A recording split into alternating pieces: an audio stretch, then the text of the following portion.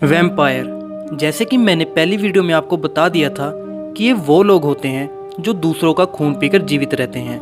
तो आज मैं आपको एक ऐसे रियल लाइफ की वैम्पायर के बारे में बताऊंगा जिसका नाम है एलिजाबेथ बाथरी। शायद ही आप इसके नाम से वाकिफ़ होंगे। तो मैं बता दूं, इतिहास में सबसे खतरनाक वैशी और सीरियल किलर के तौर पर इसे जाना जाता है, जिसने 1585 से 1610 के दौरान अपनी जवानी को बरकरार रखने के लिए 600 से ज़्यादा लड़कियों की हत्या कर उनके खून से स्नान किया था। तो आज जानेंगे एलिजाबेथ बाथरी के बारे में। तो चलते हैं वीडियो की तरफ। मैं आपका दोस्त एंड होस्ट मोहित। अगर आपने अभी तक चैनल को सब्सक्राइब नहीं किया तो चैनल को सब्सक्राइब कर लो और बेल आइकन को प्रेस कर दो। एलिजाबेथ बाथरी हंगरी साम्राज्य के ऊंचे रसूख वाले बाथरी परिवार से संबंध रखती थी। उसकी शादी फ्रेंच नेडेस्डी नामक शख्स से हुई थी और वह तर्किश के खिलाफ युद्ध में हंगरी का राष्ट्रीय हीरो था। जब तक वो जिंदा था, एलिजाबेथ बाथरी लड़कियों को अपना शिकार बनाती ही थी, लेकिन 1604 में उसके पति की मौत के बाद उसकी तो हद ही हो गई थी। एलिजाबेथ बाथरी स्लोवेनिया में स्थित अपने महल में रहा करती थी और वहाँ पर सारी घटनाओं को अंजाम दिया करती थी। और उसका मानना था कि कुंवारी लड़कियों के रक्त से नहाएगी तो वो खूबसूरत और हमेशा के लिए जवान बनी रहेगी। उसकी इसी सोच ने उसको दुनिया के सबसे खतरनाक और नंबर 1 सीरियल किलर बना दिया। इस काम में उसके 3 नौकर भी उसका साथ दिया करते थे, क्योंकि वो ऊंचे रसूख वाली लड़की थी। इसलिए आसपास के गरीब घर की लड़कियों को अपने महल में अच्छे पैसे के लिए काम करने का लालच देकर बुला लेती थी। लेकिन महल में आते ही उनके बुरे दिन शुरू हो जाते थे। वह उन्हें मौत से पहले बुरी तरह तड़फाया जाता था। बेरहमी से उनकी पिटाई की जाती थी और उनके हाथों को जलाकर काट दिया जाता था।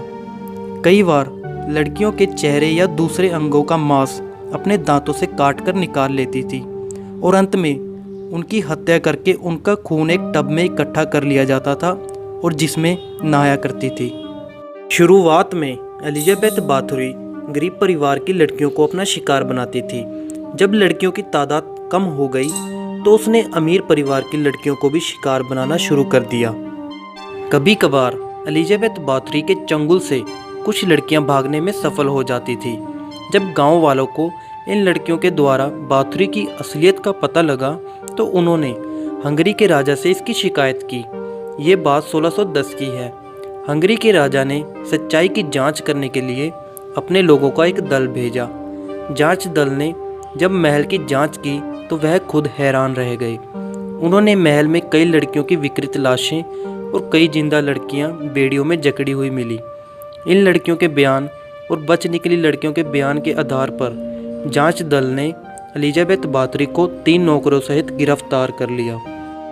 तीनों नौकरों को सजाए मौत दी गई, मगर एलिजाबेथ के खानदान को देखते हुए उसे मौत की सजा ना देते हुए उसे उसके ही महल में एक कमरे में कैद कर लिया गया, जहां 4 साल बाद 21 अगस्त 1614 को उसकी मौत हो गई।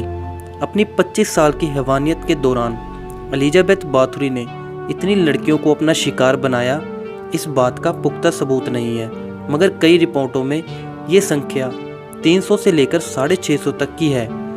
एलिजाबेथ बाथरी के जीवन पर अब तक कई हॉलीवुड फिल्में भी बन चुकी हैं और इसके अलावा कई किताबें भी लिखी जा चुकी हैं। कहा तो यहाँ तक जाता है कि आयरलैंड के मशहूर राइटर ब्राम स्टोकर ने बाथरी के विषय से प्रेरित होकर 1897 में ड्रैकुला किताब को लिखा था।